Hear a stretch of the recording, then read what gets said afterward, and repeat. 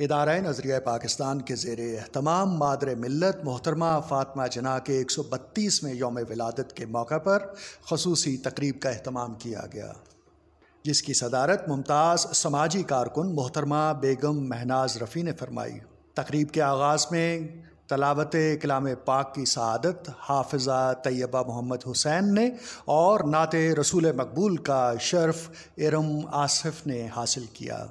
نظامت کے فرائض سیکرٹری تحریک پاکستان ورکرز ٹرسٹ محمد سیف اللہ چودھری نے انجام دیے۔ تقریب سے خطاب کرتے ہوئے محترمہ بیگم مہناز رفیع نے کہا، کیا ہم مادر ملت کو یاد کرتے ہیں صرف اس لیے کہ وہ آج کے دن پیدا ہوئی تھی؟ نہیں، ہم ان کی اس عمل کے لیے ان کو یاد رکھتے ہیں جو انہوں نے ہمیں سکھانے کی کوشش کی، جو قائد اعظم نے ہمیں سکھانے کی کوشش کی، جنہوں نے ہمیں بتایا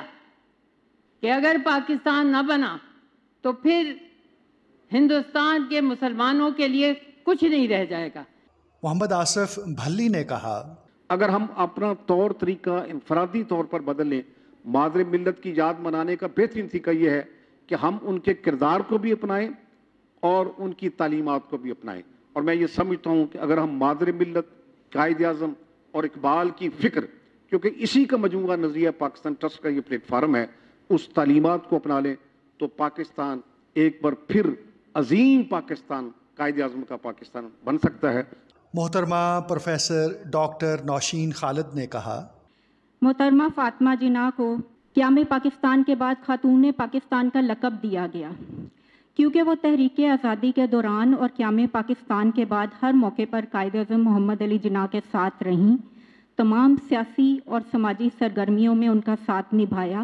اور ان کی وفات کے بعد بھی ان کے نظریات کی ترجمانی کی اور پاکستان کی حفاظت کا فریضہ انجام دیا۔ محترمہ پروفیسر ڈاکٹر پروین خان نے کہا کہ بھائی کی وہ تو ہو تصویر تھی، بلند و بالا، گہرا بدن، 72 سال کی عمر میں بھی کشیدہ کامل، گلابی چہرہ، ستواں ناک، آنکھوں میں بلا کی چمک، جائزہ لیتی ہوئی آنکھیں، بال سفید، ماتھے پر جھریوں کی چنٹ، چال میں کمال، آواز میں اقبال، طبیعت میں جلال، سر تپا استقلال، رفتار و گفتار میں ستوت، کردار میں عظمت، قائد اعظم کی صفات کا عکس، نقش ثانی۔ رانا محمد ارشد نے اس موقع پر خطاب کرتے ہوئے کہا، تحریک پاکستان میں وہ کلیدی کردار ادا کرنے والے مادر ملت، وہ بانی پاکستان محمد علی جناح کی حقیقی سسٹر بھی تھے اور ان کے ایڈوائزر بھی تھے، اور حقیقت میں وہ ماؤں، بہنوں، بیٹیوں کی قیادت بھی کرتے تھے، لیکن میں سمجھتا ہوں کہ ان کا کردار کسی جگہ پر بھی مردوں سے کم نہیں تھا۔ الحمدللہ وہ ہراول دستے کے فرائض سر انجام دینے کا ہی نتیجہ ہے کہ الحمدللہ تحریک پاکستان میں الحمدللہ ہماری خواتین، بہنوں، بیٹیوں نے وہ کردار ادا کیا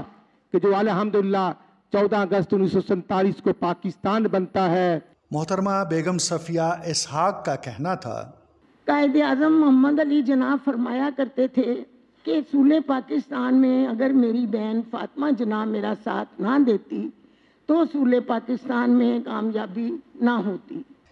محترمہ خالدہ جمیل نے کہا، مادر ملت کے نام سے پہچانے جانے والی محترمہ فاطمہ جناح کا شمار پاکستان کی تحریک آزادی کے اہم ترین رہنماؤں میں ہوتا ہے۔ میں بعد مرگ بھی بزم وفا میں زندہ ہوں، تلاش کر میری محفل میرا مزار نہ ڈھونڈ۔ ڈاکٹر فرزانہ نذیر نے کہا، قائد اعظم کے ساتھ جد و جہد میں کون شریک تھی؟ مادر ملت۔ آپ نے جاگنا، بچوں کو ٹائم دینا، انہیں بتانا کہ یہ آزادی ہم نے کتنی مشکل سے حاصل کی ہے، ہمیں جد و جہد کرنی ہے، ہمیں وطن کو عظیم تر بنانا ہے۔ خیر مقدمی کلمات ادا کرتے ہوئے سیکرٹری ادارہ نظریہ پاکستان ناہید عمران گل نے کہا، مادر ملت کی زندگی کا ہر لمحہ اپنے عظیم بھائی کی دیکھ بھال اور ملت اسلامیہ کی خدمت کے لیے وقف رہا۔ قیام پاکستان کے بعد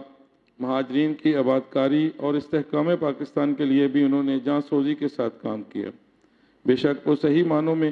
قائد اعظم رحمۃ اللہ علیہ کا نقش ثانی تھیں